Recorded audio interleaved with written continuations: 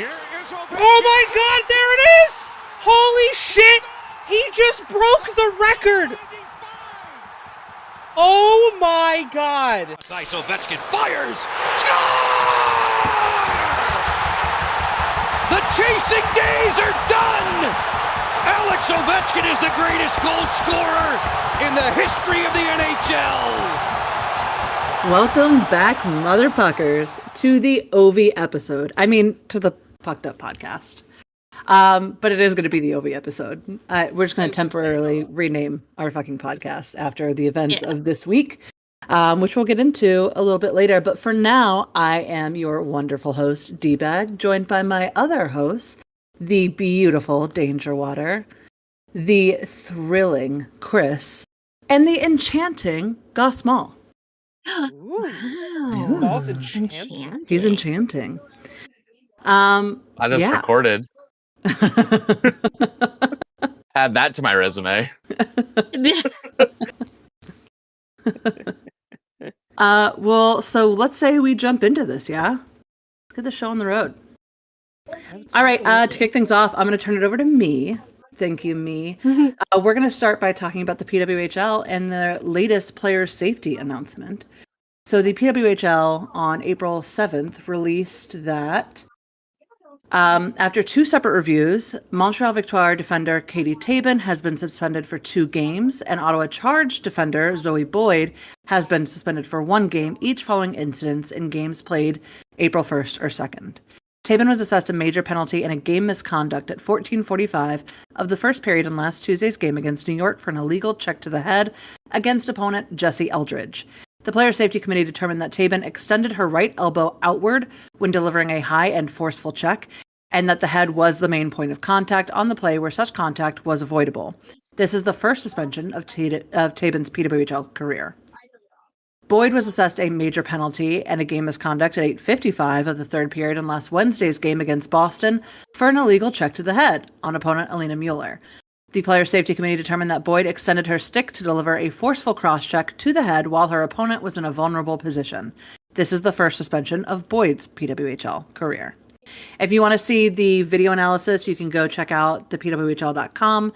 They have those uploaded there. They're also on their YouTube page, so you can go check out the PWHL Safety Committee's reviews on that as well.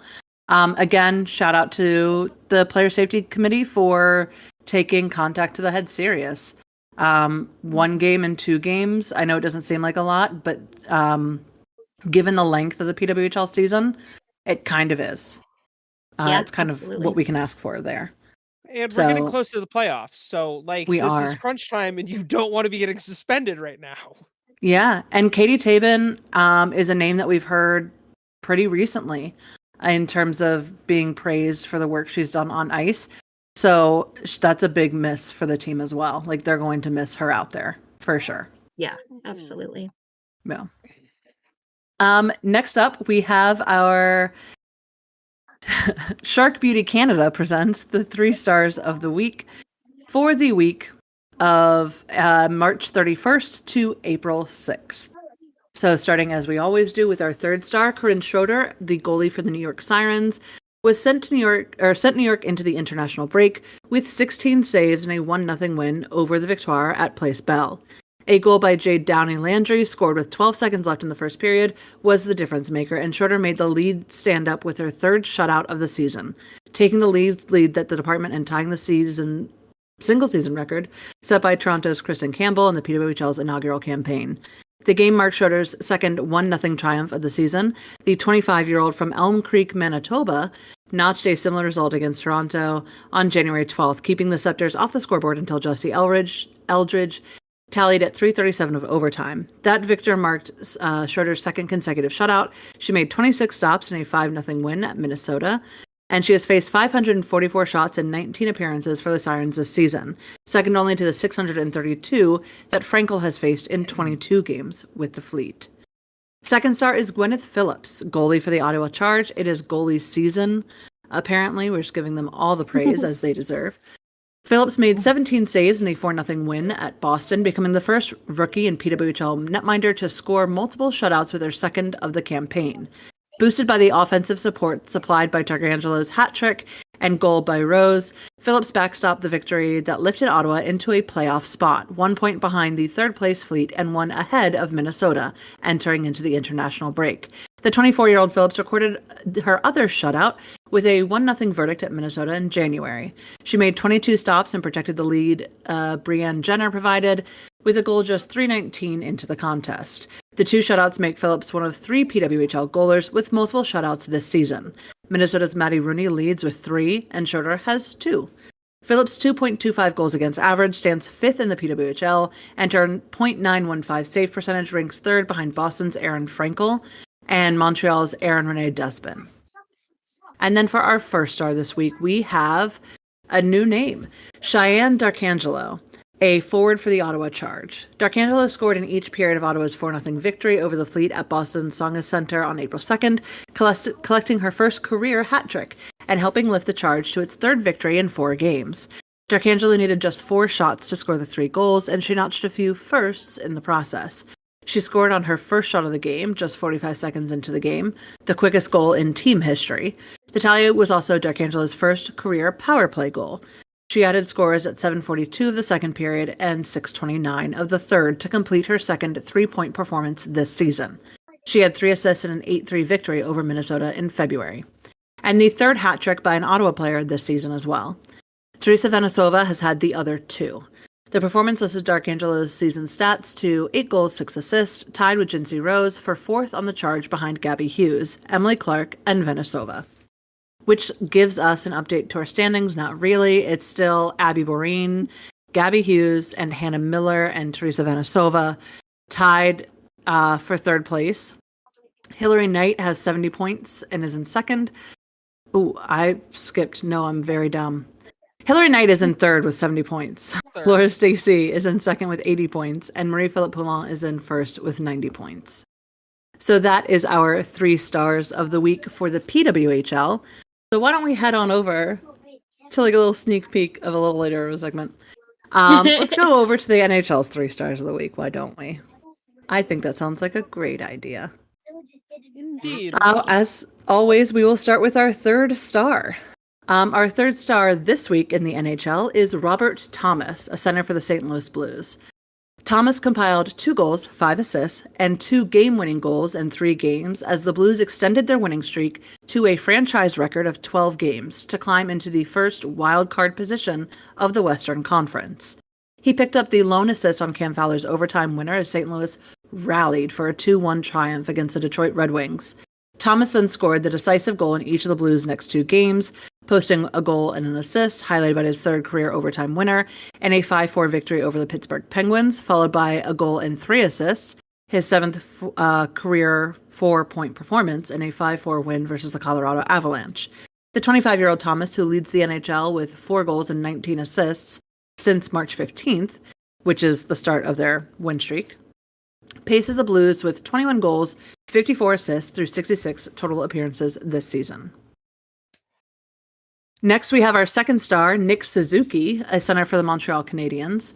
Suzuki collected 4 goals and 3 assists, including a pair of game-winning goals in 4 appearances to help the Canadiens extend their win streak to 5 games, dating back to March 30th, as they created a 6-point buffer for the final spot in the Eastern Conference. He scored twice, highlighted by his 6th career overtime goal and 5th of the season, and a 3-2 victory against the Florida Panthers. Suzuki then registered 1 goal, 1 assist in each of his next 2 outings, which were a 4-1 win over the Boston Bruins and a 3-2 win over the Philadelphia Flyers. And that one featured his 9th game-winning goal of the campaign. The Montreal captain stretched his point streak to 5 games with 1 assist in a 2-1 victory over the Nashville Predators, marking the team's second 5-game win streak of this season. The 25-year-old Suzuki places 13th in the NHL with 27 goals, 57 assists through 77 total games played, the most points by a Canadiens player since Alex Kovalev in 2007-2008. Holy shit, that's a long time ago. Wow. Holy, yeah, that was the year my kid was born. Well, 2008. But That's like, crazy. that just That's 16 17 years you know, ago. 17 years ago. Yeah. That's That's insane. crazy. Yeah, that's 84 points. No Canadian has ever scored 84 points in a season in 16 years. That's nutty. Anyway, he also sits among the league leaders in overtime goals, tied for second with 5, game-winning goals, tied for third with 9, and assists, tied for 9th with 57. And that, my friends, leads us to the first star this week. The first star this week is Alex Ovechkin, the left winger for the Washington Capitals. Could you imagine if they didn't give him first star? Oh my god, that would be so fucking funny. That would honestly be so funny, though. They were going to. There's no way that they weren't, but like it would be so funny. Yeah. Honestly, I told someone the other day that it should have been first star Alex Ovechkin, second star Tom Wilson for the assist, and then third star Ilya Sorokin. And they're like, "That's so mean to Ilya." And I was like, "No, it's fine." Oh, he had such a great sense of humor about it, though. Like he did. Yeah, like he was initially upset, but then after he's like, "No, I can now say that I'm the guy who gave up the goal that broke the record." He's literally tied to that record for all of eternity. For all of history, yeah. And he didn't have to get 800 goals. Yeah. We'll talk about that in a second. We'll go into details on that as we get into that story. But again, little teaser. Ovechkin has officially dethroned Wayne Gretzky as the NHL's all-time goals leader, registering his 895th career goal to cap a 5-goal week, during which he scored in every game, as the Eastern Conference leading Capitals split their 4 games. By the way, he had 5 goals and an assist in that time. Ovechkin posted 1 goal, 1 assist, including an assist on Tom Wilson's decisive goal in a 4-3 win against the Boston Bruins. He then notched Washington's lone goal in a 5-1 loss to the Carolina Hurricanes, and holy shit, was that a game. I know we were like texting about it. The fights at the end were wild. It was just absolutely WWE SmackDown for the last like 7 minutes of the game. It was nuts. It was crazy. We recorded the episode last week during that game. Yes, we did. Yeah. But we were done with the episode before the game ended, I think. Yeah, we got I think it was the shorts that we were filming, because I was, as I was editing, I was listening to our reaction. Yeah. Ovechkin then went on to tie Gretzky's record with a 2-goal effort, the 179th multi-goal performance of his career, and a 5-3 win over the Chicago Blackhawks. He also extended his own league record by reaching the 40-goal milestone for the 14th time, and added his 136th career game-winning goal to surpass Jaromir Jagr for the most in NHL history. Ovechkin completed his prolific week by scoring his 895th goal at 7:26 of the second period in a 4-1 loss to the New York Islanders. To break Gretzky's all-time goals mark, a mark, quote, the great one, has owned since March 23rd, 1994. So it's also crazy how close in date those were to being broken as well. 31 years and like a month, whatever, couple weeks. The 39-year-old Ovechkin, the 10th player to hold the league's career goals record, outright or tied, ranks 4th in the NHL with 42 total goals this season, despite missing 16 games due to injury. Remember that broken leg? Yeah, that was the injury. Yeah. The 9-time Maurice Rocket Richard Trophy winner owns a 5-game goal streak dating back to March 30th. His second such run of that length in the 2024-2025 season thus far. Only 2 other players in league history have recorded a single 5-game goal streak at age 39 or older: Brett Hull and Johnny Busick. Oh my God. Which are 2 insane names to be attached to. Right. There are more stats that came out of this week. I'm sure we'll talk about some of them later. But this definitely earns you first star for this week, for sure. To hit 895, and this is recorded Tuesday, so by the time the podcast comes out, he might have added another goal or 2 or 7 to the list. Who really knows what is stopping him this now? Fucking point. Yeah. He is more than likely, as he has 1 year left on his contract, he is more than likely to hit 900 goals. That is an impossible number. And it was interesting, and again, we'll talk about it in a second. But I just have to say really quick. Okay, it was interesting that it was 31 years between when Gretzky broke Howe's record. And 31 years between when Ovechkin broke Gretzky's. So, okay, anyway, let's stop talking about it so I can talk about it later. Danger, would you like to talk to us? There's an update about the Gaudreau family. Yes. So Meredith Goudreau, Johnny's wife, announced on that April 1st she had their second little boy, third child. His name is Carter Michael Goudreau, same middle name as Johnny. He was the exact same size as his dad at 8 pounds, 3 ounces, and 20.5 inches. And she just said he looks exactly like his daddy, too. I know, like, the picture is just so beautiful. She's wearing, like, obviously her wedding rings, but then I assume it's his wedding ring on her middle finger. Yeah. I know. Anyway, but yeah, so for those of you that may not have remembered or have known, she announced at the memorial service for the Goudreau brothers that she was pregnant with their third child. They have a little girl who was born in 2022 named Noah. And then Johnny Jr. was born last year, 2024. So she got pregnant pretty much back to back. Yeah. Congratulations. And I don't know how you did it. But yes, so congratulations to her and to the siblings for their new baby brother. As somebody who lost my nephew last year about this time, like next week is the anniversary of his birth and then death. But all I can say is Johnny and his uncle are obviously going to be watching this little boy and the other two children grow up from heaven, and it's hard. It's definitely hard, and I can't imagine what Meredith went through and is still going through, but she just ended her post with, "John, thank you for giving me our beautiful family. We love you, Daddy, and miss you so much," which was just so sweet. I think him being the exact same size as his dad is one of the signs that, like, he was here. You know what I mean? Absolutely. And that's special. Yeah. And the most beautiful part about it is the fact that she's not going to have to deal with all this alone, because the entire hockey community is still rallying around this family.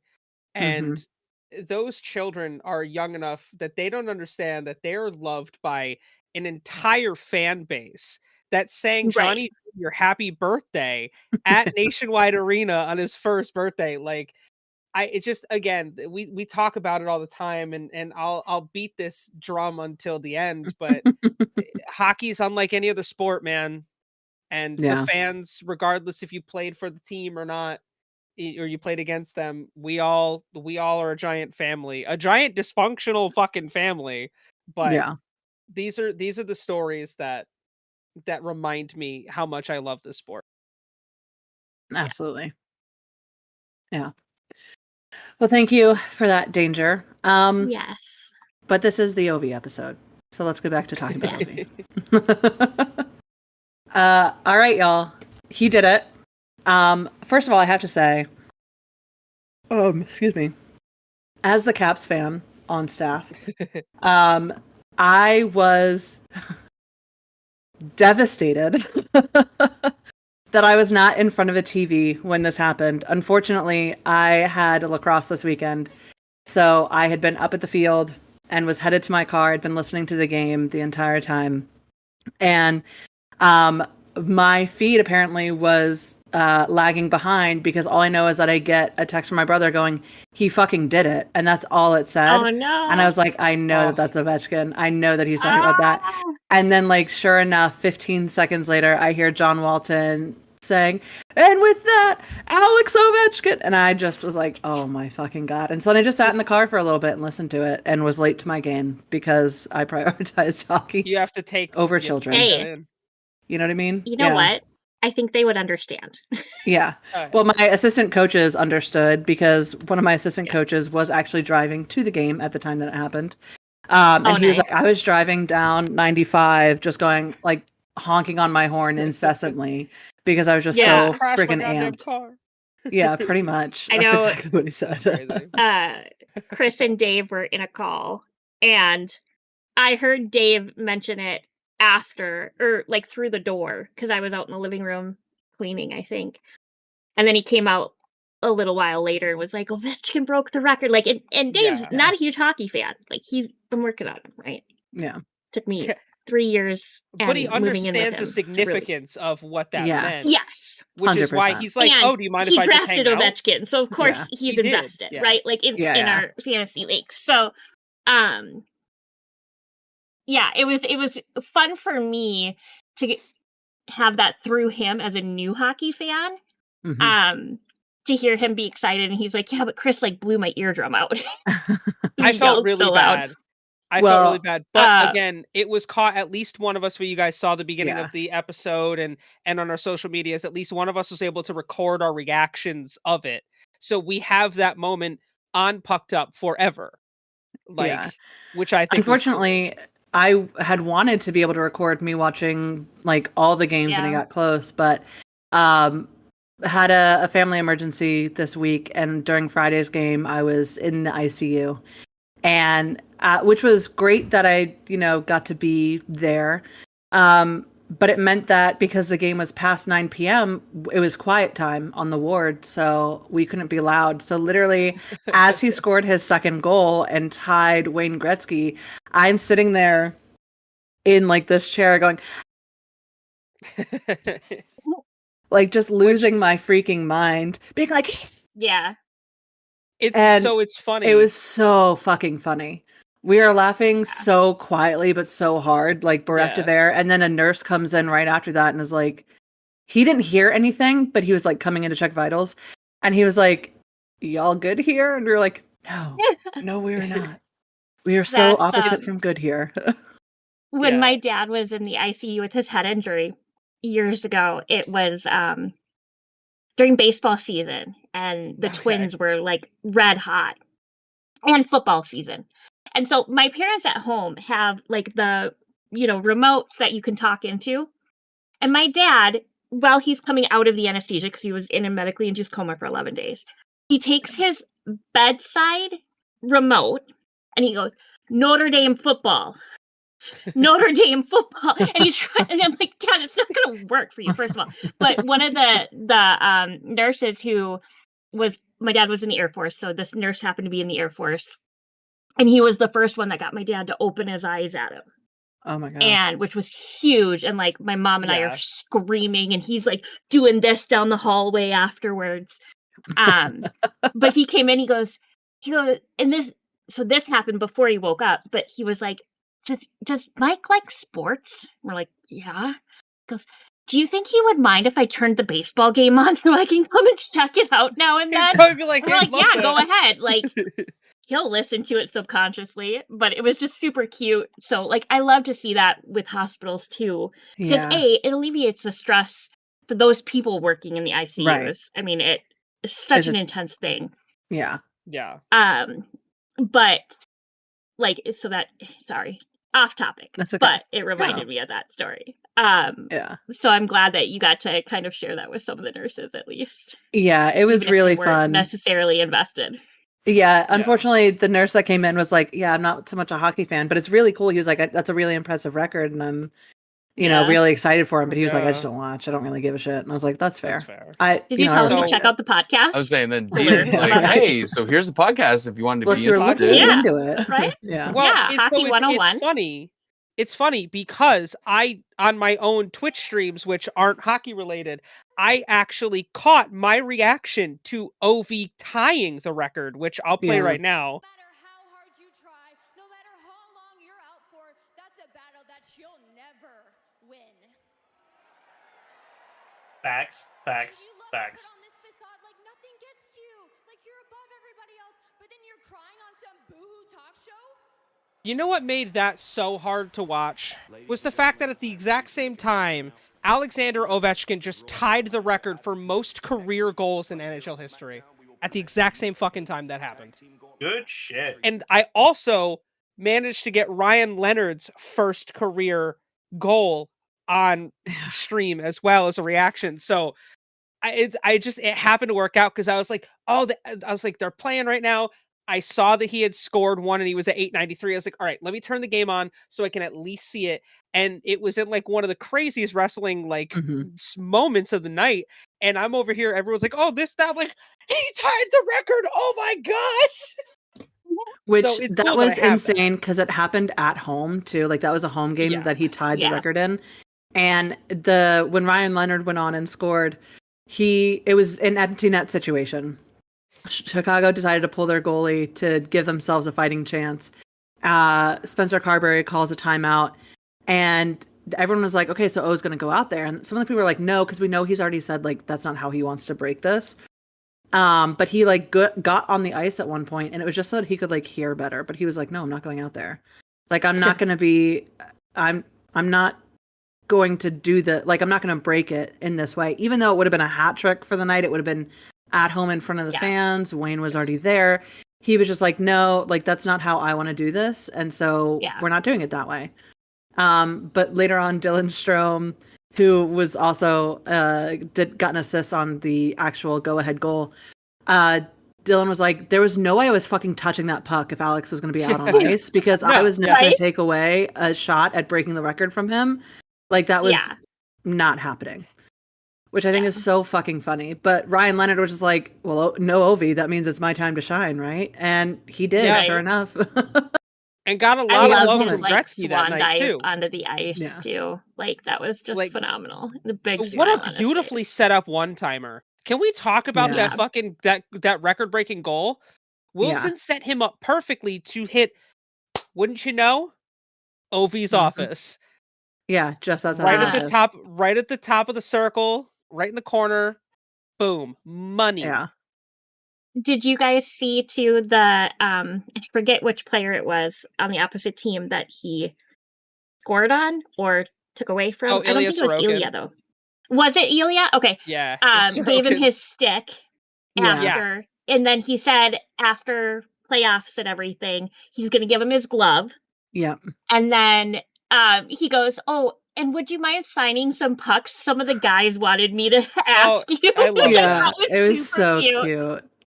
Oh, and that was the adorable. first goal that Ilya had ever given up to Ovi. That was his first ever goal he gave up to Ovi. So I didn't realize that. That's crazy. Yeah. But it was his first again, one. Like, I understand too why Ilya then was like kind of upset, but then like, hey, I'm the one that broke the record, you know? Yeah. If you have to give up one, it might as well be the one. You know what I mean? Yeah. Absolutely. Absolutely. 100%. And Ilya, like, he's a great goalie. I love him. Oh yeah, top 10 fantastic. in the league for sure. I mean, clearly he played great because the Islanders then won that game 4-1 in large part because of Ilya Sorokin. That was the only one. He was like, you know what? I will give you one, Alex, just so that you can like call it a day. But no more. But no more. Yeah, just so the pressure is off. Yeah. I love so the pressure's off. I thought it was really sweet how when he tied Gretzky, I mean, obviously he got fucking mobbed by his teammates. Everybody, they cleared the bench. They were jumping on him. But during that, he also took a moment and he blew a kiss up to the sky for his dad, who passed away several years ago.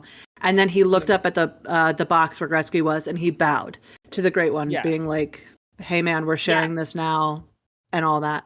And I thought that was a really nice moment. And then afterwards, after the go-ahead goal, he was running back over to his teammate, but apparently the ice was really bad and he tripped and fell. And so he just did like a seal dive, which actually looked dope as shit. Like it was the best possible celebration in that moment. Like it couldn't have worked out better. Again, got mobbed by his fucking teammates. That's when they stopped it. They aimed for 7 minutes, but I know they for sure did not fucking hit 7 minutes. I've not seen like the actual, it ended up being 22 minutes. I lied. It was a 22-minute ceremony instead of 7. Like the league was like, we are committed to it being 7 minutes long. Yeah. There's no fucking way. Sure. Unfortunately, Wayne did not get his wish, was that he would be the first person to shake Ovi's hand. But that's just because there's so many people out on the ice. Like he just got to, I think it was Gary Bettman first. Or maybe it was his own coach. I don't remember. What's special about that is how happy Wayne was.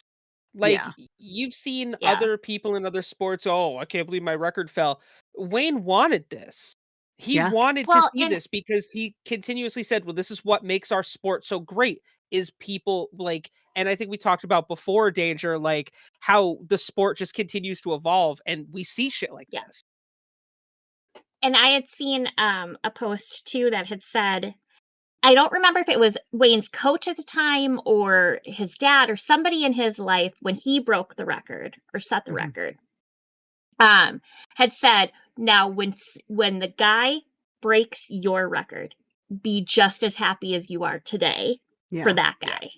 Yeah. And that just goes to show the amazing leadership that Gretzky had. And the fact that all these years later, he can still be like, yep, nope, I held up that end of the bargain.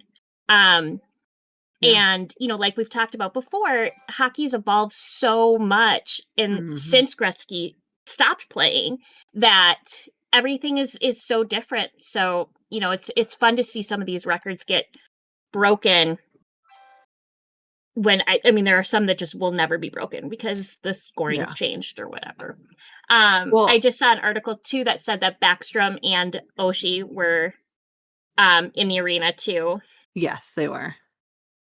Which for both. He said, he goes, as soon as I saw Nikki, I just wanted to cry. And we held each other. Such a big part of my success. We've grown up together. So it's just like Ovechkin gave Backstrom like a really cute kiss on the temple after they like hugged it out and took a picture together. It was adorable. It was so fucking cute. One of the things about the ceremony too, though, that I really loved is that Gretzky wore a number 9 pin on his lapel to honor Gordie Howe, so that Howe could also be there for this moment. And so it's something that hopefully, if Ovechkin is around when this record gets broken, he will wear a number 99 pin, and I think that that's a really cool tradition to sort of start. Yeah, that's awesome. And one Gordie of the other things. Oh yeah, like Gordie would have been losing his fucking mind. He would have been going crazy. Oh yeah. One of the other funny things that happened in the ceremony too, though, was during Gretzky's speech, he said that Ted Leonsis has his work cut out for him because when Gretzky passed, the owner of the Los Angeles Kings, Bruce McNall, gave him a Rolls Royce as a gift.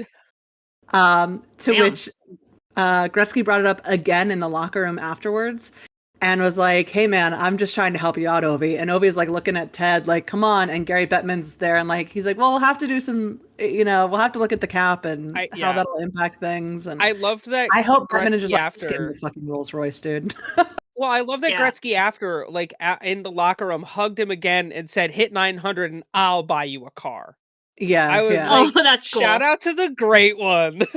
And also, Gretzky brought up, too, that when he passed Howe, Gordie Howe's wife had bought Gretzky's wife a gift because he understood that it's not just the player that's a part of this, it's the whole fucking family. And so then Gretzky's wife, Janet, also did the same thing for Nastya. Aww. And I think it was 8, I think it was a necklace or something, and it had like 8 diamonds in it because he's number 8. Oh, that's amazing. Yeah. Fucking sick. That's awesome. Just the amount of thought that went into this. I fully believe that there's going to be a whole other ceremony. 22 minutes, as long as that sounds, was not long enough. Just truly, especially because even though it was at the Islanders arena, it was a sea of fucking red. That place because erupted. So many people. Yeah, it erupted, but like nothing is going to beat doing it at home on home ice in front of Caps fans. And one of my favorite parts too about Ovechkin's speech and ceremony is he really made sure to take time to be like, and he said it on the ice and then again in the locker room, he was like, this record isn't about me. Like, it is about me, but it's also about all the fans who have been here every day. It's about all of my teammates who have made this number possible. I can't score if you guys aren't helping me passing the puck, all of that. And so this record is not just for me, it's for you as well. And he said it multiple times. Like, they were always his first point. He even said he thinks specifically Nicholas Backstrom and TJ Oshie in his on-ice acceptance speech because of how much they like contributed to that first his line goal is count. Disgusting. Yeah. Yeah. That line is nuts. Right. And he like got a little bit choked up too during that. And you could see later on in the locker room interviews, Dylan Strome and Tom Wilson also got choked up.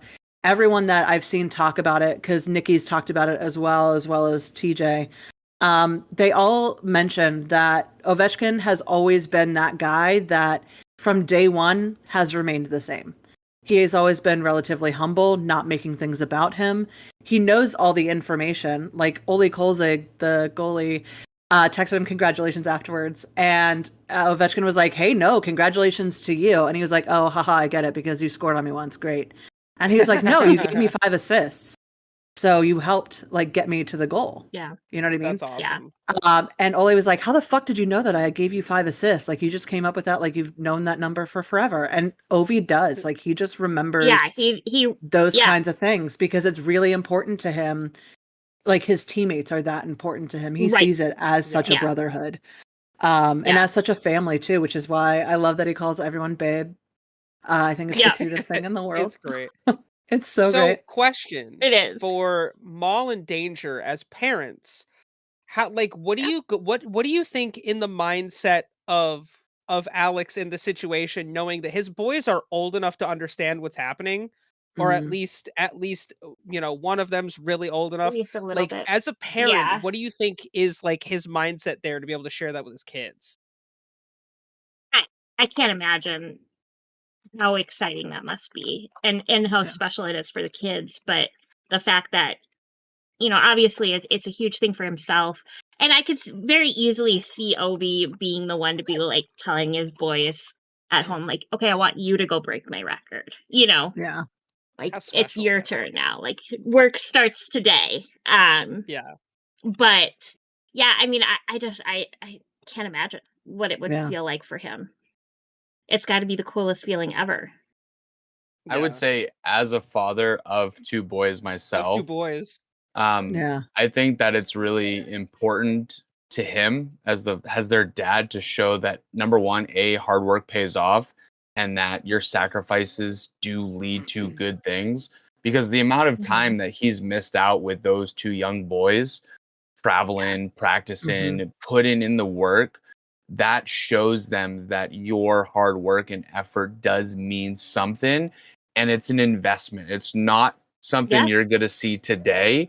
It's Yeah. something that Yeah. may take 20 years to do, Yeah. but don't give up, don't lose hope, and keep pushing forward. And I think that that is the best thing for his kids to take out of this is Yeah. our dad never gave up, no matter how hard it was, even Yeah. when he wanted to, even Yeah. when he did. He broke his leg and still Even when came back and everybody did said it. he was too old or should have Yeah. Yeah. retired, 39 or is not. And Yeah. and I think it's one of those things where it's like it means more to him than it does to them because he's Yeah, doing it right in now front at of his least. kids, Mhm. where Yeah. it's like I'm giving them something to be proud of because, I don't know Ovi's background and his upbringing, but for me personally, if I can do something that my kids could be proud of me, then that Yeah. is that That's that huge. fills my meter for weeks. You know what I mean? Oh yeah. Yeah. So Well, Anytime getting to Matt do that is is like, "I'm fantastic. proud of you, Mom." Yeah. Yeah. Yeah. I and agree. it's kind of funny that you bring that up, though, Maul, his parents specifically, because his mom actually um, was very important to him. She is the reason why he wears number 9 because she was a famous point guard in Russia and wore number 8. 8. So he wears number 8 to honor his mother, even though she's still around. He just is Aw. really proud of like all the Yeah. work she Well, did. yeah. And she was also the president of Dynamo Moscow's basketball team, women's basketball team. Oh wow. Which is funny you That's mentioned awesome. that because during the on Friday during the NCAA tournament, Sue Bird and Diana Taurasi have their own like special podcasty type Yeah. watch along thing. And they told a funny story about their time in Russia when they were playing and how they played in Dynamo Moscow. And the president of the team, they're like, "Oh, well, one of my boys plays hockey and his name is Alex." And they're like, "We knew him back before he got drafted." And for them, Yeah. it was like this super cool full circle moment. By the way, shout Yeah. out to the Yukon Huskies. Let's go. But I thought that I think that the fact that this transcends more than hockey, Yeah. that it's Yeah. being talked about by other outlets and other sports, other athletes, I think that's explains like why it's such a big deal to hockey fans. Because Mhm. first off, when Gordy's record got beat by Gretzky, nobody ever thought like that number could be touched. Right. And then Yeah. Gretzky said a number that we were all like, "There's no fucking way this gets touched. There's no way." And now Yeah. Ovi does it, and we're all like, who next could do that? Like, Yeah. this Right. number's unattainable. It's Yeah. Well, crazy. and I so, do but too to wonder. just real Sorry. quick, I was just gonna say, yeah. okay, real Go ahead. quick, to go back to the point that Chris brought up really quickly. I mentioned Tatiana especially because Wayne Gretzky also in his on ice acceptance speech mentioned that when he broke the record, his two sons were with him and they were with him there again in New York. He was like, so not only did my boys get to witness me be great, but they got to witness the next era of greatness too. And I know your Which is boys are awesome. here today, and I hope in 31 years from now, they'll be here again to acknowledge the passing of that torch. So I think it goes back to what you were saying, Aw. Maul, that like it really is, it shows you that there's a dedication and it was all for something. And to see that community come together and for the boys to have been part of it both times, for the Gretzky boys to have been part of it both times, hopefully we'll get to see that mirrored in Ovi. Sorry, Danger. Take it away. No, I was just gonna say, I do wonder if this means that Ovi is now his son's favorite player. I don't think so. Still I Nicholas doubt it. I Kubel. don't have kids, but something tells me no. Yeah. Iconic. It was amazing. And then I will say the Islanders all then did line up and give him a handshake after or during that that on ice ceremony because it did take them a minute to roll out the red carpet. The Blackhawks also, everyone shook Ovi's hand at the end of that game for tying the record. And it's something that we talked about in one of our shorts episodes last week. Ovechkin in his last regular season game against Fleury, even though Fleury didn't play, wanted to give him that moment of recognition because that is greatness on ice. And we should be doing that. And I think that it's one of those like really classy things to see organizations do that. I saw The Islanders whole fans time was amazing. weeping. Oh, yeah. Yeah. Islanders fans were like, I know. who are notorious for hating everyone, were literally crying because some of Yeah. them, you could see that were older, that probably remember when Gretzky broke that record. Granted, I was Mhm. 2 years old when that record was broken, so I don't Right. remember it. You don't But like, remember? No. how special that is for the older fans who have been around that probably got to see Gordy play and got to see Mhm. Gretzky do it. So like, again, it's just what a special moment for hockey. The funniest thing Man. is that when you listened to the broadcast, you could hear the fans practically booing anybody else that touched the puck. Because Yes. they wanted Ovi to score so bad that anyone else who was shooting, like they were just like, no, what the fuck are you doing? Give it to Ovi. Give this to Ovi. Let us see history. Like it was just such a cool thing. I wish more than anything I could have been in that crowd. I think all of us do just because witnessing that level of history is there are no words, which is something that we kept seeing teammate after teammate say that it was indescribable. Being there in that moment. And even his former teammates talked about how indescribable it was to have played alongside of someone who just broke records. Also, in the ceremony, we had a bunch of pre-recorded segments from other GOATs in other sports, such as Simone Biles, Michael Jordan, who is notably Alex Ovechkin's favorite athlete as well, recorded a little message. You had Sidney Crosby, who's a GOAT in the same sport, but Same era, yeah, in the same sport, same era. We had a bunch of people who were just it was a beautiful video compilation. It is all Tom over Brady the internet. reached I'm out sure to you can him. find it. I think Tom Brady called him, if I Yeah. remember correctly. So did who else? Katie Ledecky, who is very famously a Caps fan. She is from Maryland, so she grew up watching Caps hockey. She complimented him on his form, on his little swan dive on the ice. On his dive. Yeah, which She's is familiar with diving iconic. directly into pools, so Yeah. That's awesome. Exactly. So there was just so much, and other sports recognizing that this is a record that is monumental. It is something 895. I know when we talk about like basketball all-time points records, it's in the thousands because they can score 1, 2, or 3 points depending on 895 where they goals. shoot it from. Nuts. But 895 is 895 like accomplished thing. You know what I mean? Like I don't know if we broke it down in basketball what that number would convert to, and I don't have the fucking time to do that. If one of you nerds wants to, fucking go for it. But I'm sure that they recognize that not only is it about like, yes, it's 895 goals, but he did that over 20 years while playing in one of the most physical sports that there is. Hockey is not something where like if you wear a Fitbit and track it, you're only getting in like 2,000 steps and your heart not rate never goes baseball, above man. 103. You know what I mean? Yeah. It's not lightweight. You are hitting the fuck out of people. And the fact that Ovechkin also is really up there in terms of number of total hits, I think he's 2 away from first. He's in third place right now for all-time hits while holding most goals is insane. And so for other sports to see that and recognize that is really, really cool. I think what was special was that the man got to be there and broadcast, and we got to hear Joe Beninati call I know that goal. And when I they credit showed, that. I just to hear the emotion in his voice, knowing how much it Mhm. meant to him as someone who's been dedicated to the Capitals organization and gotten to call his entire career. Like I watched the TNT broadcast, which was pretty exciting, but still to hear afterwards, to hear Joe's call, it's like, goddamn, this means something more to him than any of us understand, because he's got that tie to the team and to Ovi that goes so deep.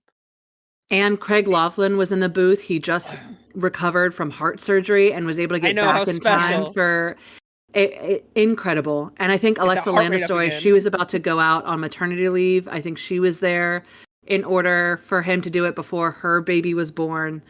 There's just so many things that had to go so perfectly right, and they did.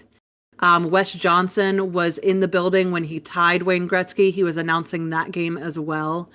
So there's just so many things that, like, for the Capitals organization, for Ovechkin to do it when he did it, for these people to be there, for Joe Beninati to have gotten to say, Alex Ovechkin has done it. The chasing days are done. Yeah. Like, it was just, it genuinely made me like teary-eyed. It was really important as a fan. And I think that that's something too that has not been lost for me in this whole celebration. The entire celebration, yes, is about Ovi. And plenty of people have made that abundantly clear. But what Ovi has made clear is that this is about the fans. This is about the team. This is about his brothers. And that has just made it even more special to know that, like, I don't know, it just means more to me when they acknowledge that obviously they're the ones out there doing the shit every night, putting their body on the line, all of that. But fan support does mean something to all athletes, to all artists as well. It means something. And to have that acknowledgement has been really, really special. I did have to laugh. Oh, sorry, go ahead. I was just saying, I do want to point out a very cool, interesting stat that I found. So Alex Ovechkin is now the #1 goal scorer and the #1 left wing goal scorer. Wayne Gretzky is still #1 for centers, and Gordie Howe is still #1 for the right wing. Oh, that's cool. No way. So they still That's hold crazy. records in their own positions. Yeah. So Can you imagine that's really that is cool. a line? That is a full line right there. Yeah. I want to see an artist rendering of that. If you are an artist, please fucking make that and share that with the world. Because all three of them still hold the records in their respective positions. I which was I think a little is kind of cool. disappointed that and this I was disappointed, but I get it. My dad is a Penguins fan, does not like Ovechkin. So which is unfortunate. He did not give a shit about this record. But again, that's a Northeastern mindset. He was like, he's still not the greatest goal scorer of all time. I'm like, well, his goal numbers says that he is. So you know, I have seen that argument online. I was disappointed, but I was like, can't change everyone's minds. You can't, which is why I'm not arguing with people in online comment sections, but I will argue it here because I want to. For anyone who is out there being stupid enough to say shit like, oh, well, actually Ovechkin has 65 empty net goals in his career. So really, he hasn't broken shit because that is so many empty net goals. Even Gretzky only scored 56. My brother in Christ, I want you to learn basic math. And so I'm going to help you. 65 minus 56 is fucking 9. Okay? 9 is not that big of a difference in number of empty net goals, especially when you consider that in an empty net situation, there is one more attacker on ice that you have to work either through or shoot the puck between before you can even get it to the net. Not every shot at an empty net goes in. There is still a lot of skill and timing and things that have to work out for that to happen in the first place. And for those of you motherfuckers saying, well, Alex Ovechkin has, 324 power play goals, and Wayne Gretzky only had 207. So the extra attacker there really helped him to pad his stats. No, it fucking didn't. No, it didn't. Because if every power play was successful, boy howdy, we would have won a lot more games. That is not how this game works. That is not how it has ever worked. So trying to use that to discount what this man has accomplished is factually idiotic. You are dumber for having that opinion. I need you to learn about hockey. I need you to learn about math, and I need you to learn to shut the fuck up on occasion. Well, Stop and to all the spouting haters, that bullshit. 895 is a big deal for the haters as well, because that's how many times Ovi and the Caps probably ran a fucking train on your mom for the last 20 years. So go touch grass, shut the fuck up, and maybe learn how to ice skate. Because as someone who played, I can tell you, it's not an easy sport. Pussies can't play hockey. Not like, just you can't. It's not, you have to be tough as nails to play that sport. So grow the fuck up and stop harassing a legend, because you're jealous you couldn't fucking do what he just did. Yeah. That man is slinging dick all over the ice for 20 years. Shut up. And I'm not trying to take anything away from Wayne Gretzky at all, because he obviously was incredible for his time period too. 55 records. But when people talk about like, well, he was so much better of an assist leader than Ovechkin is. And it's like, yeah, no shit. Everybody was better at scoring when Wayne Gretzky played. It's just factually true that more goals were scored because goalies were not as good. They did not have the skill level. Like we talk about this all the time. Skills have developed so quickly in this game. Yeah. Like so quickly. Big time. So your goalies were not as skilled. And again, that's not taking anything away from Wayne at all. Like, I'm not trying to say that he was, like junior league over here. That is not it. It just means that, like, yeah, when he passed to his teammates, they were going to have a higher percentage of putting it in the fucking net. So it does mean that he gets more apples. It doesn't take away from it, but don't use that then as a cudgel to beat Alex Ovechkin, that he doesn't have the same assist record. It's like, I'm sorry, but if his teammates weren't any good, we'd have more than one Stanley Cup. Like, fucking duh. I say the same thing about Sidney Crosby. Sidney Crosby has more assists because his teammates could find the back of the net better. Yeah. I'm a Caps fan. Like, I can shit on my own players for their inability to score. Alex Ovechkin is our leader, and he is actually, like, I think, like 9 away from, or no, it's 16 assists away from being the Capitals' all-time leader in assists. Right. Like when we're talking, you have to also look at the team and what they're able to produce here. Yeah. So stop trying to be like, well, Ovechkin's not as great because of blah, blah, blah, blah. It's like, we don't have to debate that. Everybody is great. Yeah. Let everybody be great. That's just, that's stupid. Yeah. And it's been 20 years, guys. Stop pinning Crosby and Ovi against each other, because they're very clearly two different types of players that'll be remembered, when they're done. So. Yes. Right. Suck dick. Exactly. And honestly, I feel like they chase two very different records. Because Crosby has been going hard for points. You know what I mean? Their styles are different. Crosby's a playmaker. He's an assist first kind of guy, where Ovi's strength is physicality and scoring. Now, many people score, but clearly nobody scores better than Alex Ovechkin. Yeah. So while Crosby's won a couple scoring titles, he's always had the ability, like Dee said, because that team has always had solid offensive helpers, that he can just sauce the puck to somebody else and let them fucking net it. It happens. That's just their play style. Well, and I think it's also the coaching style too, though, because I think a lot of people had been, because Ovechkin was, the prophesied one, they were a lot, especially over the last couple of years, a lot of the gameplay has centered around getting Ovechkin the puck. Whereas a lot of the strategy and gameplay for the Penguins has not been get Crosby the puck. It's been Gino.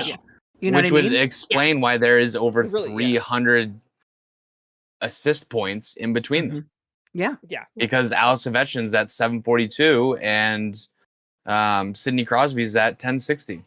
Yeah. Well, Right. yeah, and I mean, you see the difference in it's the same line, just different like different roles. Crosby and Yeah. Malkin is the exact same combo as Backstrom and Ovi, just Yes. different roles. Yeah. Malkin Gino's always been a better scorer than Crosby, and that's not to say Sid can't score. Sid can No. score, but Beautifully, it's yeah. same with Backy. Backy also can score very well, but it's just when sometimes two guys click, and again, two people that have been instrumental in our generation, Mhm. they've been our goats. But Yeah. yeah, no, it's definitely a moment that I think all hockey fans should treasure. Yeah. Absolutely. Well, there's one more moment about this. It's something that I wish I could get my fucking hands on because I would treasure it forever. Chris, do you want to tell us about a very special goalie gift that was delivered recently?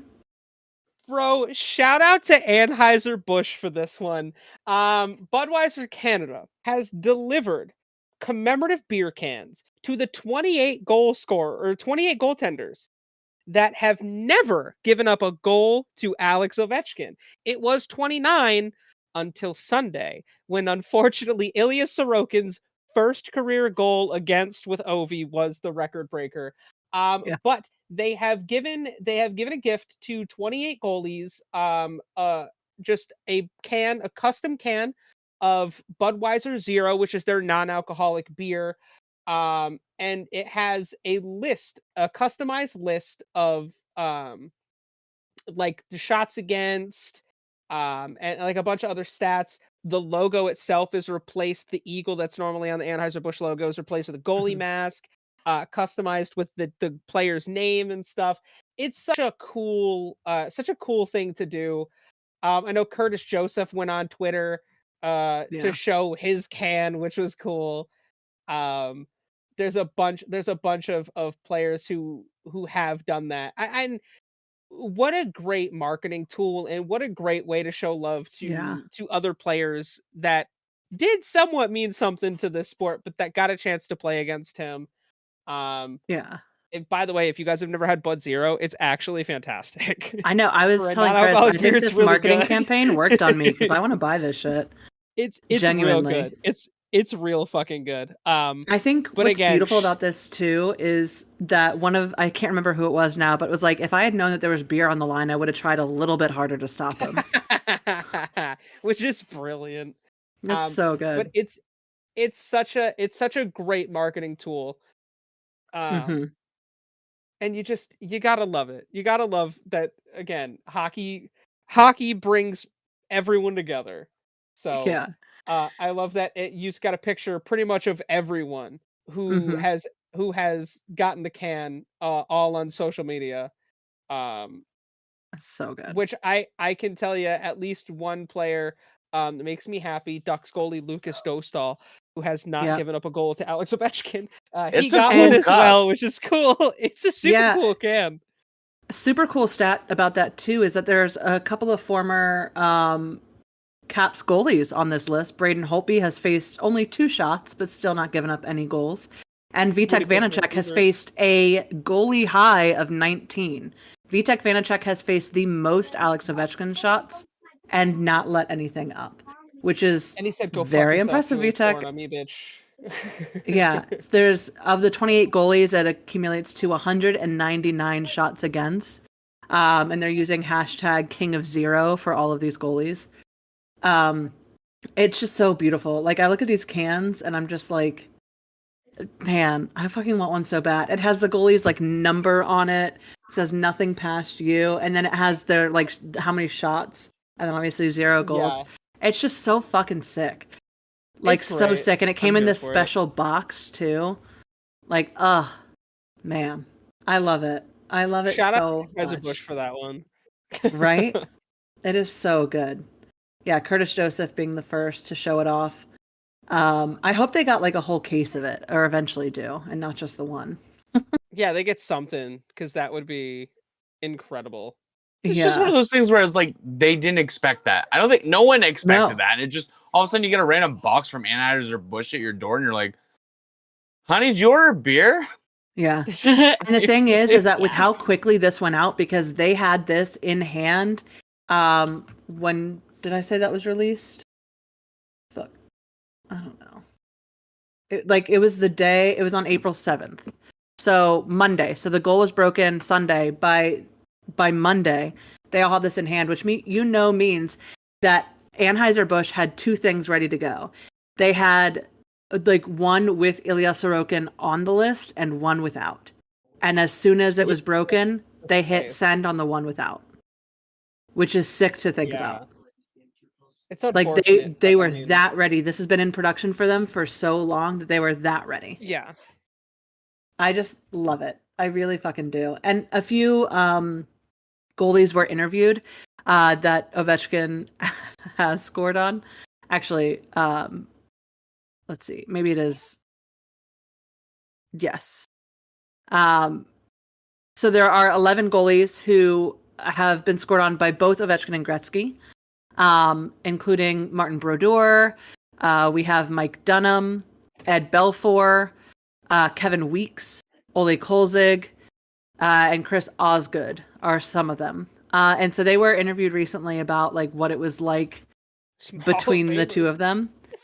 Yeah. Kolzig allowed Gretzky's 871st, 873rd, 874th games and goals in two separate games. And then he was teammates with Ovechkin on the Capitals for a couple seasons and went to Tampa Bay. Yeah. And Ovechkin scored on him once, I believe. He said when against facing Gretzky, I guess love isn't the right word, but I would have loved to play against him back in his heyday and seen what he was like. I got him when he was still very effective, but to play against him back when he was with Yari Curry and that group, that would have been pretty special. I maybe played against LA 3 times and he was with them. When he was with the Rangers, he would set up behind the net, and I was like, how the hell did he make up that play? Or how do you see him coming? He was just amazing that way. As for facing Ovechkin, it was the first game back in DC as a member of the Lightning, and I think it was 3-0 before the first TV timeout. I was so angry. I didn't even look up at the video tribute for me. As the game went on, we were in the third period, and I was still mad. But I'm like, at least I can hang my hat on the fact that Ovi's not going to score. And then as soon as I had that thought, he ended up scoring, and it wasn't anything to write home about. It was just a bouncing play in front of the net. It's not one of his more spectacular goals. He's a bull in a china shop with everything he does. The way he skates, he's pretty quick, but he's not smooth. His shot is powerful. He hits people powerfully, and he celebrates powerfully. And I just thought that was such a beautiful tribute by former teammate Ole Kolzig. Just lovely. Love it so much. Very nice. And I think that actually takes us into our question of the week. So, Maul, you have our question of the week. So, with this being the Ovi episode, with Ovechkin, now that he has officially done the unthinkable after 31 years of Wayne Gretzky holding the record, who in the NHL right now do we think is capable of breaking Ovi's record? And we will start with Danger. What do you think? Now, a lot of people are throwing around Austin Matthews. I don't know that we'll see it that soon. I think it'll be somebody more along the lines of, well, maybe not. I don't know. I was gonna say like Bedard could if he gets away from the Blackhawks if he gets and traded. isn't ruined by that organization. I'd love to say Kirill Kaprizov. I think he could do it if he stays injury free and can play more games. But yeah, I mean, otherwise it could be Matthews, it could be McDavid. There's a lot of really great players right now in this era of hockey. But it's also like how it's so fickle with injuries and how quickly your season can just be taken away from you. Yeah. So I think that it's hard to say for sure, obviously. Well, and it's also like this record sat for 31 years, and then it took Gretzky 31 years, right, to beat it? Yeah. So do we think this record will sit for 30 years? And I think that will depend on two things. A, how many more goals Ovi gets this season, and what he can do next season with his average of 30 to 50 goals a season over his career. Yeah. Unless they win the cup and he retires at the end of the year. Right. I think. How high is he going to set this bar? Right. I know. Right. To ensure that it stands the test of time and becomes something hard to chase, just like it was for him to chase Gretzky. Yeah. That's a great point. It's a fair point. Yeah. Yeah. Chris, who do you think? All right, so I have 4 names because these are 4 Ooh. people that have come up Okay. in my thoughts as I'm sitting here thinking about this. 361 goals. That's a number that Connor McDavid currently has at 28 years old. Capability wise, we all know that he is entirely capable of doing it. This is all hypothetical. I'm not saying they will do this, but we're Right. talking about players who are capable. Connor McDavid is absolutely one. 367. That's how many goals Nathan McKinnon has at 29 years Oh, yeah. old. He is another one who was unbelievably talented, former first overall pick. We all know how good Nate Mack is. Um, Mm-hmm. 398. That's how many goals Austin Matthews has at 27 years old. Austin Matthews, who had almost 70 goals last season, we all fucking know that if there's a player in the league right now that could hit that number, 100% could be Austin Matthews. Mm-hmm. And 399. That is how many goals Leon Draisaitl has at 29 years old. And Leon is on a fucking tear this season. He has 54 goals this year. Last year it's 65, the year before 76. If we're looking for international players, non-North American players that we could think do it, well, we got a guy from Germany who's a fucking savage that could score no problem. So, I mean, if we're thinking of players right now that have the capability, those 4. But I mean, like Danger said, you got guys like Bedard, Kaprizov, Macklin Celebrini, Brock Faber. Yes. You've got these young Yeah, fucking Faber. studs Boldy. who are Rafu. you've got Yeah. guys who are on Cutter Gauthier. You got like all these young guys who have all of this potential to do crazy shit this year, or Mm-hmm. not just this year, but in the future. Um, Mm-hmm. and I think it's possible. I just don't know if we'll see it from anyone in the league right now. I think it might be, a few years before we see someone that we're like, hold on, this kid's really got the shot. Yeah. So I would say my hot take is a couple of things. Number one, I think that we would be more likely to see Draisaitl do it than McDavid. I agree. Y'all can yell at me in the comments below. But I think that statistically, it's more likely to happen. Yeah, I think that's that fair. there's a real possibility that the player that will break Ovechkin's record hasn't been born yet. I think that there's a real possibility Yeah. that he's playing in the Pee-wees right now. He could be 7 years old and a fucking phenom, and we just don't know it yet. I think Maul brought up a great point that it is about how many more Ovechkin adds to the list before retiring. Yeah. That will make it as to Absolutely. whether or not this becomes the new unbreakable record. And I think that Danger brought up a good point in it's all about health because Austin Matthews is doing incredible, but he's out every other fucking game this season. He missed a shit ton of the Right. season. He missed so much He missed time. like And I think 20 games. yeah, I think the important thing here is like no one thought they could break Gretzky's record because it was Gretzky and how amazing he was. The only reason that that Ovechkin is able to break this record is because of how indestructible that fucking man is. He has missed so few games for injury. I think in total he has probably missed more games for suspensions for not going to the All-Star game, or for suspensions because he did something bad. So, like, realistically, he's not missing a lot of time because that man just, there's a reason why the website is called Russian Machine Doesn't Break, or never Just breaks. doesn't. Because he just fucking doesn't. And so we like, need to think see how someone many- as unbreakable as him. Think You know how what I many mean? goals McDavid could have scored his first season if he didn't miss his entire rookie season. Think how many goals Ovechkin missed could his have whole scored. rookie We could year. have beat this like our first year podcasting if Ovechkin didn't have 2 years of lockouts and a COVID season. Yeah. Like there's also that here too. I think someone's going to break this record. I don't yeah. think it takes At some 31 point. years. I think that 31 years was a big stretch of time because I think for as exciting as hockey was for us in the 90s and 2000s, I think it sort of fell off from where it needed to be overall. Yeah. And I think now we're seeing it come back. Now we're seeing the push with better skill sets and all of that. So I think we will see it get broken before the 31-year mark. I don't know. I don't know if it is Austin Matthews or McDavid or Draisaitl. Again, the injury proneness of 2 out of those 3 is a little too high for me to feel comfortable being like, that's for sure that person. And there's too many unknowns about Connor Bedard to say that it's him, right? Right. But I will say, Yeah. I don't know that we ever see this record broken again by somebody who does it all for one franchise. I think that is probably the most special part about Ovechkin breaking this record is that he did it all in one sweater for one organization. He will never score NHL goals for any other team. No, he's a lifer. He's a lifer. Yeah. Yeah, And no, that I makes agree. it I cool don't think too. it takes that long because it's crazy when you look at the talent level and how players have evolved. I don't think I don't think it takes 31 years. I think we can see it within the next 20 or less. So I'll piggyback on that and say that I absolutely believe you, and we've seen it happen before.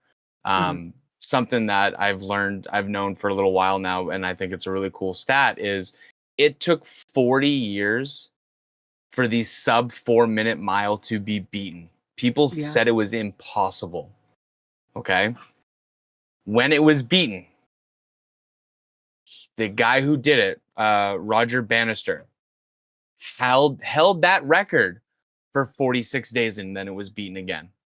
Yeah. And the significance of that is when someone looks at a goal and thinks it's unobtainable or impossible, they're never going to achieve it.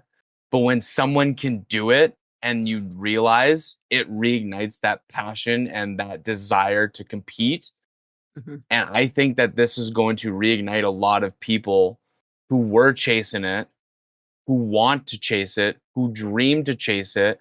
And I think that we will see that goal get beaten faster than 31 years. I just don't think we that's ever see spot the on, points record fall because you think about how crazy that points record is. Like I he's mean, at over 1,000. yeah, Gretz is over 1,000 points ahead of Messier. Like, Yeah. right. I think, Maul, you brought up a great point, though, because Ovechkin did watch essentially Gretzky chase the record. And he then trained the hardest he could to be the most unbreakable man. So he could contribute to his team the same way Gretzky did. Who comes back from a broken leg in 5 weeks? Fucking Well, what? At 39 years old. And I think a lot and I think a lot of Ovechkin's mentality came from the support of Gretzky to beat the record. You know, because when he was in a drought and not scoring goals, and it was only 2 games, Gretzky called him and was like, "Ovi, what are you doing, bud? Yeah. Wake up." And that's, you know, and that shows how we all agree how much better hockey is than most of the other sports. And that solidifies it because Gretzky could be friggin' on a beach sipping mojitos right now. Not flying around the country watching someone play hockey and beat his goal. You know what I mean? We all know that level of support that Gretz gave Ovi is the exact fucking amount of support that when it comes time to pass the torch to somebody else, Ovi's going to do the exact same thing.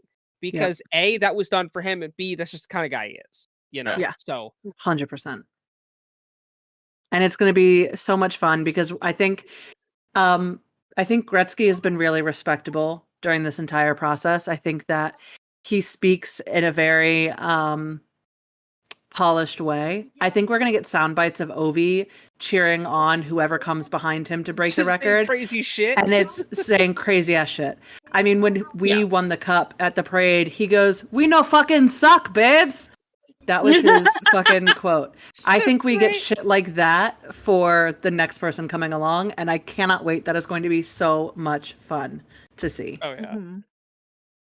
Yeah, Maul, I think that's a really good question too. It's of when we think it's going to happen. And you're right, seeing that the impossible is in fact possible. It's possible. The unbreakable is breakable. Is enough to motivate some little kid out there in fucking, I mean, probably Minnesota, if we're honest. If there's gonna be, if it's gonna be an American player, it's probably Minnesota. It's probably Minnesota. I'm the new Alex Ovechkin, and I'm gonna do it the same way he did it. Well, see, and that adds to it, right? Because now we're gonna get the hyper competitiveness of U.S. versus Canada. And Canadian players are going to be like, we're taking it back because it belongs to us. And Americans are going to be like, you ain't taking this. So that's going to add so much fire to the next great chase. You know what I mean? Mm-hmm. Yeah, but American players can't say shit because before Ovi, the last 2 people to hold it were fucking Canadian. We're Canadians. So... Yeah.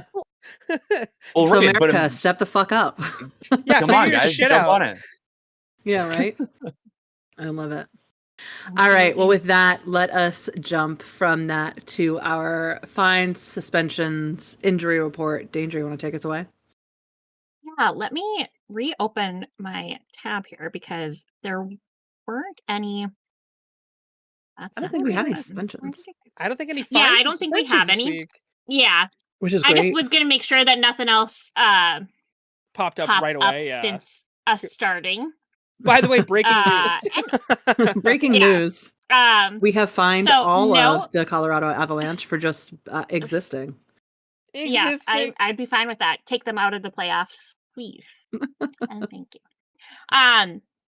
But for injuries, starting with Anaheim, as always, we have Jacob Trouba with a lower body injury listed as day-to-day. John Gibson with that lower body injury also listed as day-to-day. For Boston, we have Mark Kesselek. I can't say it. Upper body expected to be out now until at least April 15th. For Buffalo, we have Josh Norris with an undisclosed injury. I do see a note on here that he skated on his own last Friday. The Sabres are remaining hopeful that he could be back in the lineup before the end of the regular season, but he had that mid-body injury and has only played 3 games in Buffalo since being acquired from Ottawa. So we may or may not get to see him again this season, but listed, it says expected to be out until at least April 10th.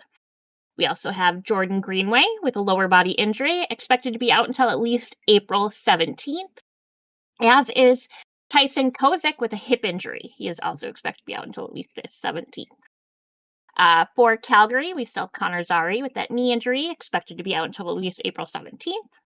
For Carolina, we have William Carrier with that lower body injury, expected to be out until at least April 10th. Jesperi Kotkaniemi? Sure, close enough, I suppose. Yeah, my tongue is never going to do that.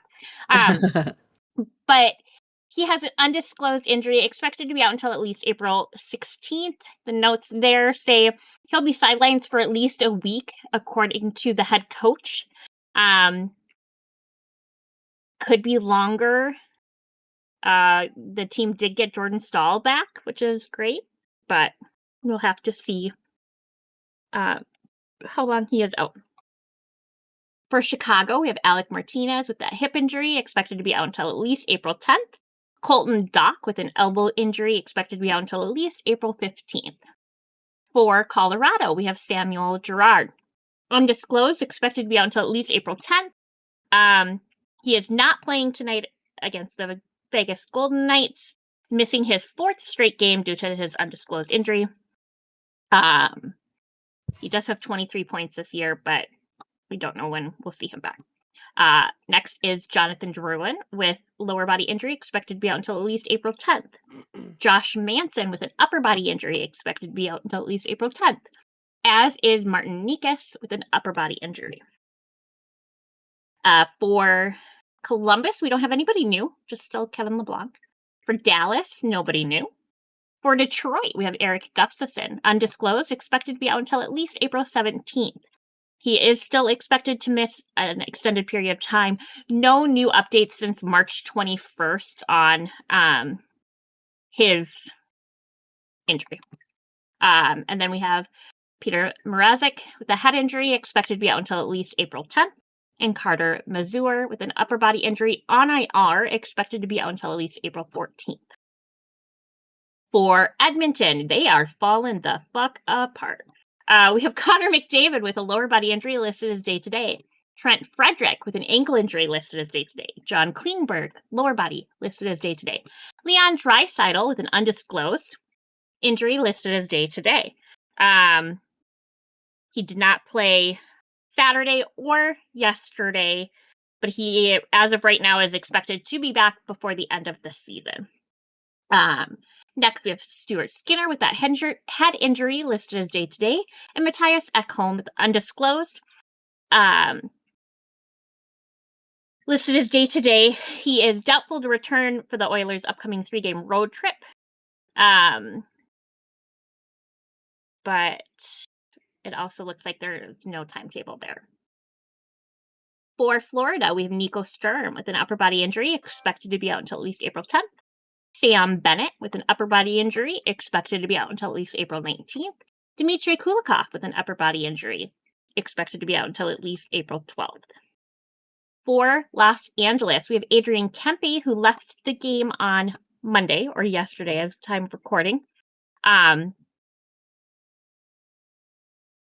personal reasons, and he is just listed as day-to-day. Drew Doughty with an ankle injury listed as day-to-day. Joel Edmondson, upper body, listed as day-to-day. Tanner Janot, undisclosed. This says he's expected to be out until at least April 17th.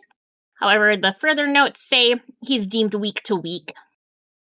Timeline doesn't bode well for him playing again during the regular season. And then we have Alex Turcotte with an upper body injury, expected to be out until at least April 14th. For Minnesota, we have Jacob Middleton. Upper body, expected to be out until at least April 11th. And still Kirill Kaprizov and Joel Eriksson-Ek, who, as of a tweet I saw earlier today, they're still listed as IR, so obviously they're not coming back now, but they were iffy. They were testing things out to see if one, both, or neither would be back for tonight's game. Or tomorrow's game, whatever it is. For Montreal, we have Emil Heineman, undisclosed, expected to be out until at least April 11th. And he just says not an option for Tuesday's meeting with Detroit, so not playing tonight.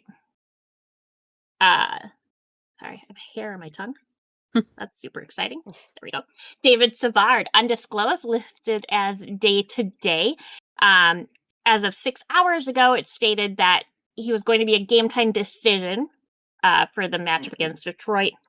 He did not participate in this morning's optional morning skate, but has only been gone for one game. So he could also be this is saying if he's back, Arbor Sakai could be a healthy scratch. So we'll see. For Nashville, we have Colton Sissons, lower body, expected to be out until at least April 16th. And that is the only new one on Nashville. Nobody new for New Jersey. For the Islanders, we still have Matthew Barzal with that kneecap injury. He is still on IR, expected to be out until at least April 17th. For the Rangers, we have Keandre Miller with an illness listed as day-to-day, but nobody new other than that. For Ottawa, we still have Brady Tkachuk with that upper body injury, expected now to be out until at least April 11th. And Nick Cousins with his knee injury on IR, expected to be out until at least April 13th. For Philadelphia, we have Ryan Pooling, undisclosed, listed as day-to-day. Same with Sean Courtier, undisclosed, listed as day-to-day. That's it for him. For Pittsburgh, we have Philip Tomasino with a concussion, expected to be out until at least April 17th. Blake Lizotte, lower body, expected to be out until at least April 11th. Pierre-Olivier Joseph, upper body, on IR, expected to be out until at least April 11th. Moving on to San Jose, we have Vincent Descharnay with an upper body injury, listed as day-to-day. Tyler Toffoli, lower body, listed as day-to-day. Jan Ruta, lower body, on IR, expected to be out until at least April 9th. Holy buckets. Shakir Mukhamadullin, upper body, expected to be out the rest of the season now. So he is out until September 15th. For Seattle, we have Riker Evans with an illness, listed as day-to-day. For St. Louis, we have Alexander Texier, upper body, listed as day-to-day. For Toronto, we have David Camp with an upper body, expected to be out until at least April 12th. Jake McCabe, undisclosed, expected to be out until at least April 12th. For Utah, we have John Marino with a face injury, expected to be out until at least April 10th. And Liam O'Brien with a lower body injury, expected to be out until at least April 15th. For Vancouver, Niles Amon for Vancouver, undisclosed, expected to be out until at least April 10th. Tyler Myers, undisclosed, expected to be out until at least April 12th. And Elias Pettersson, upper body, expected to be out until at least April 16th. For Las Vegas, we have Thomas Hertel with that shoulder injury, now expected to be out until at least April 10th. And Ilya Samsonov with an upper body injury, listed as day-to-day. For Washington, we have Logan Thompson, upper body, listed as day-to-day. Alexei Protas with a foot injury, expected to be out until at least April 17th. Otherwise, no new updates on anybody else there. And lastly, for Winnipeg, we have Rasmus Kupari with a concussion, listed as day-to-day. Colin Miller with an illness, listed as day-to-day. Nikolaj Ehlers with a foot injury, listed as day-to-day. Neil Pionk, lower body, listed as day-to-day. And Gabriel Velarde, upper body, expected now to be out until at least April 16th. And I think going into closer to the playoffs, we're going to see a lot more undisclosed injuries. Yeah, it's definitely going to drives me up a wall. But speaking of our playoff race, Mal, do you want to give us an update on where we are as we head into the last 5 or 6 games of the season, I think? How close are our wild card races, especially? Yeah, it's so a lot depends on the games that are happening right now at time of recording. There's a lot going on, not only just for playoff spots, but also for draft lottery stand-ins. So we have the Carolina Hurricanes versus the Buffalo Sabres. So it looks like the Hurricanes are completely locked into the number 2 seed in the Metropolitan Division. But the Sabres have gone 7-3-0 in the past 10 games, and this pushed them down to number 9 in the draft lottery order at the bottom of the Group 6 teams, the 71 to 74 point range. We also have the Detroit Red Wings versus the Montreal Canadiens. Well, I don't know why I always have such a hard time with their name. So the Red, it's just it really is, isn't it? So the Red Wings lost a few too many games in the month of March, and their playoff hopes are dim, but they still have a chance. A win against the Canadiens tonight would go a long way.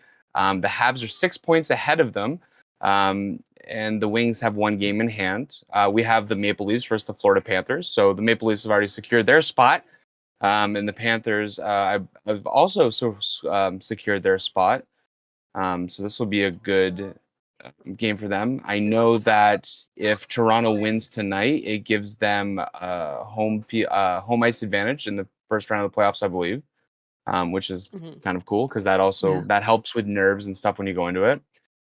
You have the Boston Bruins versus the New Jersey Devils. The Bruins have already lost their spot in the playoffs this year, but shouldn't have gotten rid of Marchand, I guess, because he's making it.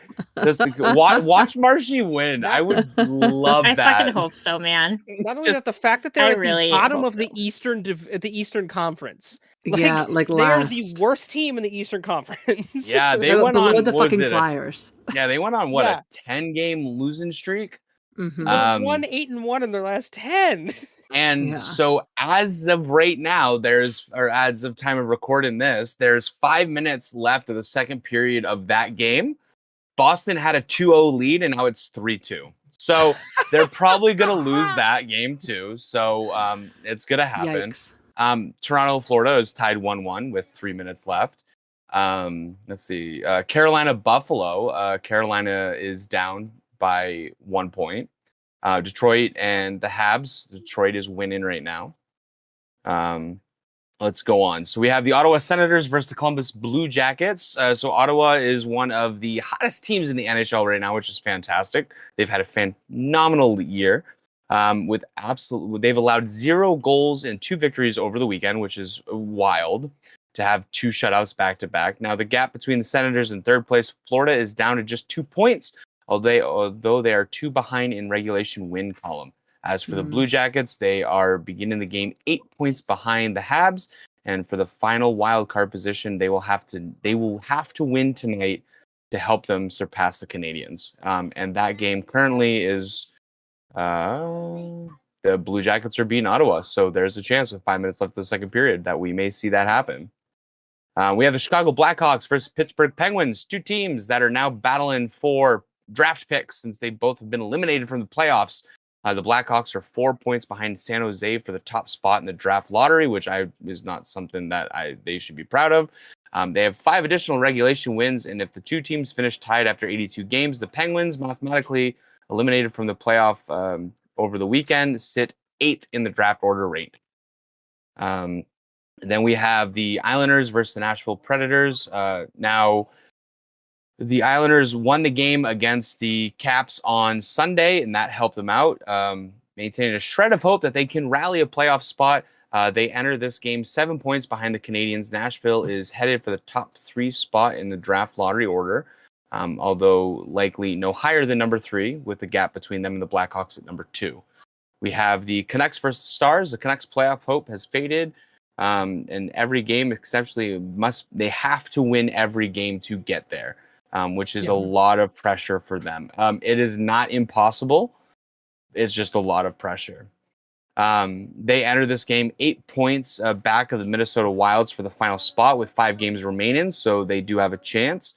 Dallas has its sights set on the Jets for the number 1 seed in the Central Division, as the team as the position earns a first-round matchup against the Wild as opposed to the Avalanche.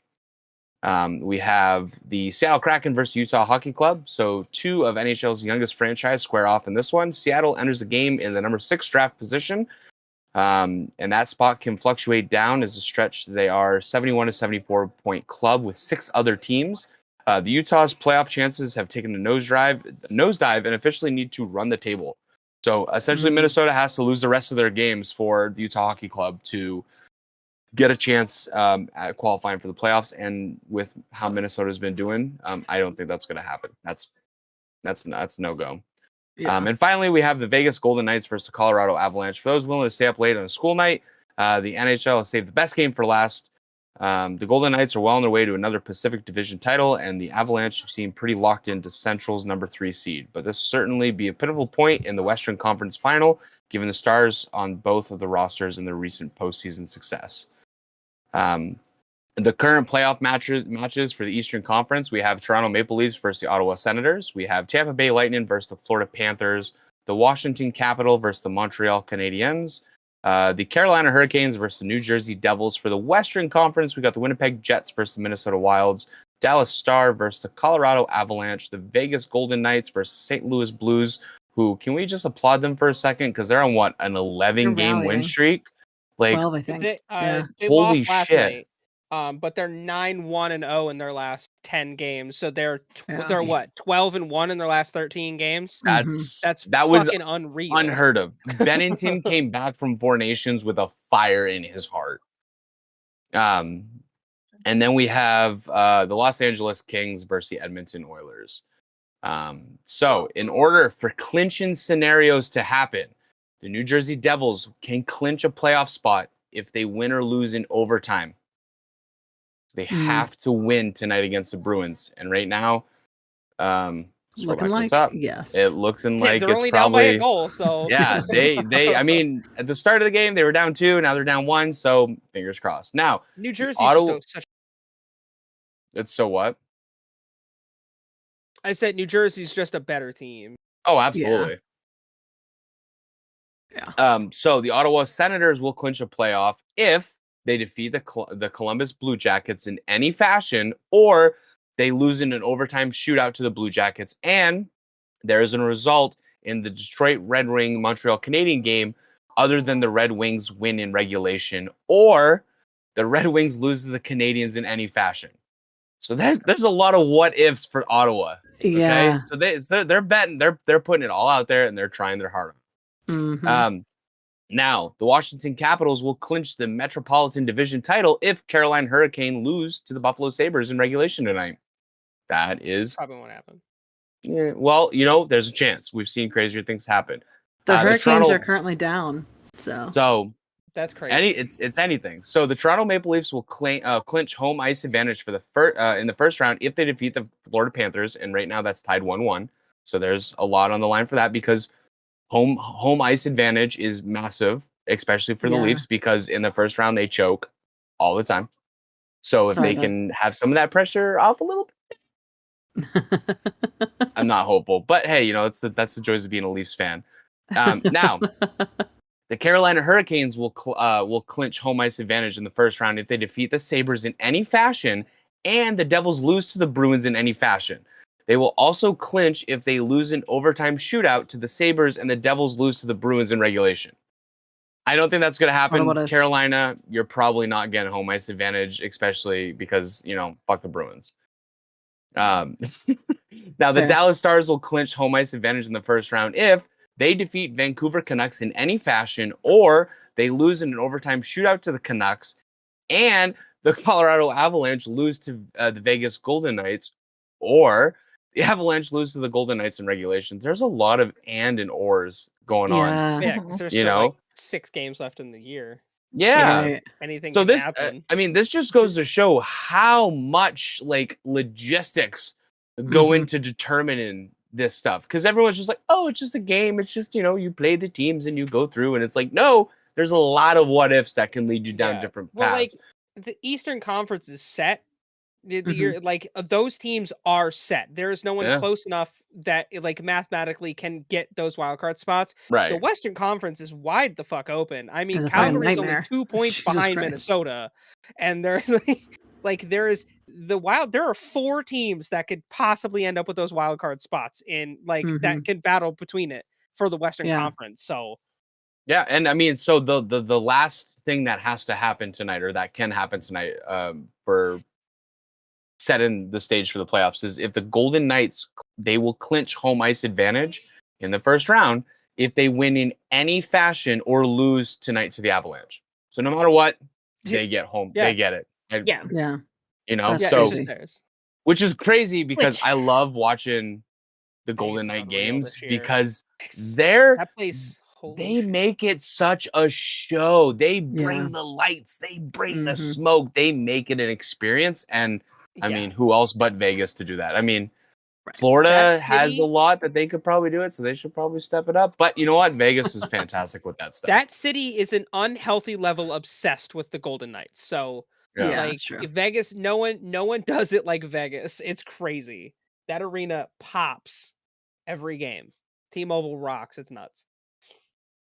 So that's where we're at for the playoffs right now. So it looks like we're pretty solidified in where we're going, and there's a couple of teams that we need to watch out for, but I think I'm just gonna say it. I'm proud of the Canadian teams this year. They did us proud. They did us proud. This I'm telling you, this is the year. I don't even care if the Leafs lose in the first round. I do if it's slightly, the Jets, but I just want a damn Canadian team to lift that cup at the end of this year, because then we can watch it be Montreal and just to be like, hey, we're the last ones to fucking win one. Suck a dick, here's another one. Right? I hope not, because there's a lot of people that don't like the Montreal, but it would just be cool if the Canadians can get back to Stanley Cup after 31 years? 31 years. Weird. Records are being broken. Yeah, 32 years. 32 years. Something about that 30-year mark and records get broken, huh? Right. It's crazy. The Maple Leafs fan telling us how he's not really a fan of the Canadians. That is crazy to me to hear. Shocker, right? Completely mind blown. But yeah, so I'm excited. I think that this was a really good season. We're going into playoff season, which means we're gonna get a lot more of the best hockey and get to see it all put out. I kind of have a bonus question for you guys. Yeah. Do you think, based on how the teams have been playing this year, do you think we'll have another chance to be able to watch hockey until June? The Stanley Cup Finals will take place in the first week of June. I meant later into June, because last year it went all the way to Game 7. Yeah. Yeah, it's possible. I don't see why not. I mean, I'm rooting for extra hockey for everybody else's playoff races but mine. I want all of mine done in 4. You just want yours to be a sweep, and that's it. I Over. do. I I'm want just to happy to end be it. here. I want to have less nights where I'm like, oh my fucking god, if you don't catch that pass, I will fucking march out there myself and murder you. I want will less of that. stand out of the arena at the end of the night, and I will get you when you go to your car. Yeah. Oh, God. So I would like a stress-free life currently. So if the Washington Capitals could give me what I'm asking for and just play really, really, really, really, really, really well, that'd be great. That'd Something just be tells me that perfect. won't be an issue for them. We'll see. I mean, never say never, right? Look at fucking Yeah. Boston last year or the year before, whatever year that Year was. before. Yeah.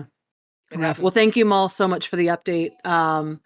That is super helpful as we go into these last couple of games. All right. And with that, I think it brings us to the final fantasy hockey update for the year. Chris, will you take it away, please? It is, in fact, the final update of the season. We wrapped up championship week last week. We'll go through the consolation bracket. Every single match mattered this week because it was all Yeah. for seeding. To start at the bottom, our favorite battle on in the league is between mother and son. Unfortunately, son prevailed, which, as much as Danger's probably pissed she lost, I'm sure she probably isn't mad she No, lost to her I kid. didn't even look at my team. Like, She's I like, had so "Fuck many it." people injured. I was fucking out of it, man. Didn't Yeah. I didn't even Matt care. did. Yeah, that's fair. Matt did win 101 279. Maul got his final win of the year over Woo! Marcello 890 to 83. Close John beat Dave 112 to Ooh. 62. game. Now Yeah, on Dave to the didn't like playoff his team either, spots. I'm sure. Yeah. No, your playoff spots, your bronze medal game was between Wes and Danger, or D. I'm Danger. sorry, the other D. The other D. Yes. D is your third place finisher, with a score of 134 to 70. That was an And ass your whooping. finals, which was also kind of an ass whooping. Your finals, which was between myself and Drew. And if I had a fucking crown, I'd wear it, put it on my head as the champion of the league, beating Drew 134 to 89. I felt actually really bad about that. I really did want a close match, but every player I had this week just popped the fuck off. And I was like, oh. You know what pisses me off is if I had had like one more player play last week, it would have been you and me, Chris, and I would have beaten you by And you would have won. 0.4 points. You would have won by 0.4 by points. 0.4. Yeah. That would have been an insane matchup. Oh, Isn't that would have been that so fucking good. crazy? Yeah.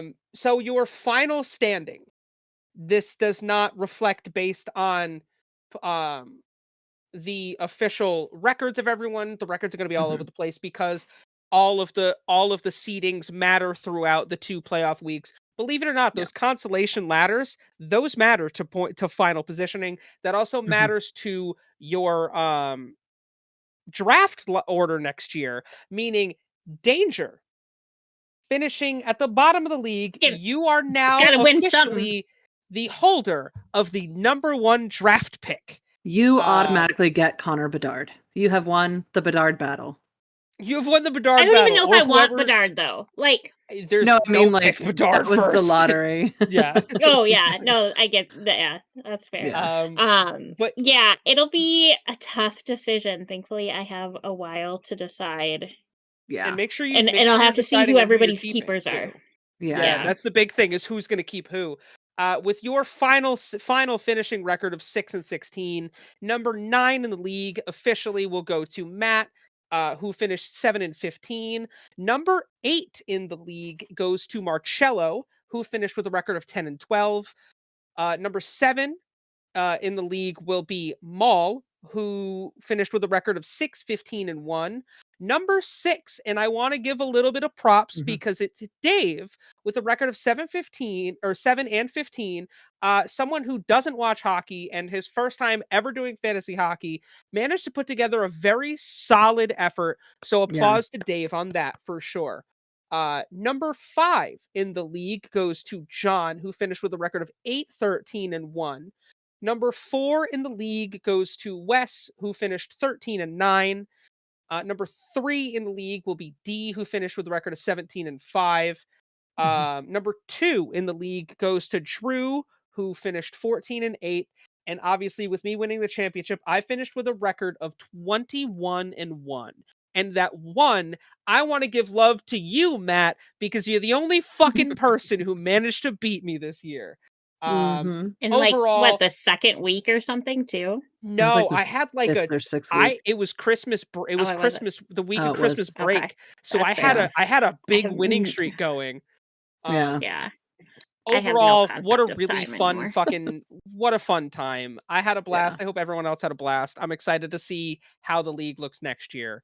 But I will take my crown and I will hold it until next You should. season, when I hope I can pass that crown to somebody else. Hopefully, As much as to I'd love me. to win it again, I'd love to Or pass it to somebody else. it takes someone 33 or 31 years to beat it. Yeah. To beat me, yeah, I just wear the motherfucker Oh my forever. God. I Just wear hope it forever. I will quit. I will quit. LTN. I will quit everything if Yeah. Chris holds it for more than 5 years in a row. I was going to say I mean, 3. fuck As much as I would love to I- win it every year, I do genuinely want other people to win this. Yeah. Because it's not fun if I'm the only one that wins every year. Right. So much fun. Again, hopefully everyone learned valuable information for next season. And I'm excited to see who Danger takes number 1. And hopefully it's not like Yeah. Dave and just taking Ovi. As great as Ovi's been Ovechkin. this year, Dave passed up on everybody to take Ovechkin. Leon Draisaitl had 219 points this year in fantasy. Yeah. Like, I imagine. know. Crazy. He Well, may have thank had that, you. but do you know what he didn't have? He didn't beat Wayne Gretzky. So, you didn't. know, That's Yeah. fair. That's That's fair. fair. But he's almost at 400 career goals. So, I mean, Yeah. he's only 29. Oh, Another Right. 10 that years, who's to reminds say he me. can't score another fucking 400 goals? True. Real fast, just congratulations to the Minnesota Wild, Matt Boldy, for his 100th career goal. Oh, Nice. shit. Good for Boldy. Good for you, Or Boldy. last week. That's a real big thing. In like 2 seasons or 3 seasons he's been with us. So, yeah, congratulations. I just remembered I just saw that this morning. So, Boldy is one of the congratulations, few Matt. hockey players that doesn't have to change his name to have a hockey name, because his name is he's just already Boldy. something that people would call him as a hockey player. Boldy is what Oh, he yeah. would be known as. Well, and then the team calls him Bolds. No, Yeah. he's Boldy. Like, why? It's the same amount of letters. It's already there. Yeah. Yeah. Well, that's amazing. Congrats to Matt Boldy. Yeah. With that, I think it is time that we start and head into everyone's favorite segment of the week, the Obscure Player of the Week. Chris, you want to take it away? Yes, absolutely. Hold on, I wasn't prepared. Okay. Our Excuse me. obscure NHL player of the week. We're giving some loves to the goalies this week. Our player is Mikhail Neuvert, who was a goaltender. He was born in 1988 in the Czech Republic. When he was born, it was known as Czechoslovakia. This left-handed netminder was drafted 34th overall in the 2006 draft by the Washington Capitals. Yeah, I know. This man, in his 257 starts in the NHL, holds a record of 105 wins, 93 losses, 26 overtime losses. His goals against stands at 626. He had 11 shutouts, ended with a career goals against average of 2.71, a save percentage of .910, 16 starts in the playoffs. He had 7 wins, 7 losses, 930 minutes played. He had 36 goals against with 2 shutouts, a 2.32 goals against average, .919 save percentage. He spent time in the show with not only the Capitals, he played for the Buffalo Sabres, the New York Islanders, the Philadelphia Flyers, and he ended his career in 2019. Fun fact about him, he's not a leader in anything in franchise history, but he is one of 28 goals to have never given up a goal to Alexander Ovechkin. Very true. He won some awards that he's won. He is a one-time all-star. He is in the OHL. He won the Dinty Moore Trophy, which is part of the CHL. It's for the first-year goaltenders with the best goals against average during the regular season. He won that in 2007. He is a 2-time Calder Cup winner with the Hershey Bears. And he was the NHL Rookie of the Month in October of 2010. What are you doing now, Neuvert?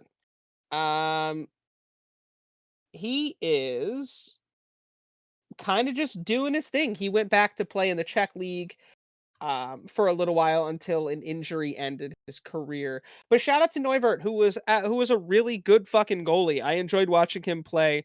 When I saw his name, I was like, oh, I actually remember him. So shout out to you for not giving up a goal to former teammate Alex Ovechkin. There you go. That's amazing. And that is your obscure NHL Player of the Week. Well, thank you very much, Chris. If you all have any questions that you want us to answer on this show, please put them in the comments down below. And while you are there, the like button surely can't be far away. So why don't you go ahead and hit that? And I mean, since it's right next to it, hit subscribe. All of your problems will be solved in 3 simple steps. Comment, like, and subscribe, and end world hunger. That's how that works. Just so you know. We can figure that out. Anywhere. We've already done this. 100%. Exactly. But we guys, thank you so much for being here with us every week, and especially this week, as it's so important to hockey history, but also to me personally. And shout out to you, Chris, for wearing the Capitals hat when that record was broken. I know you had to do it. I had no choice to wear that hat. You had no choices. Yeah, you had to. But thank you all so much. And as we say every week, we will see you Mother Puckers in the face-off circle next week.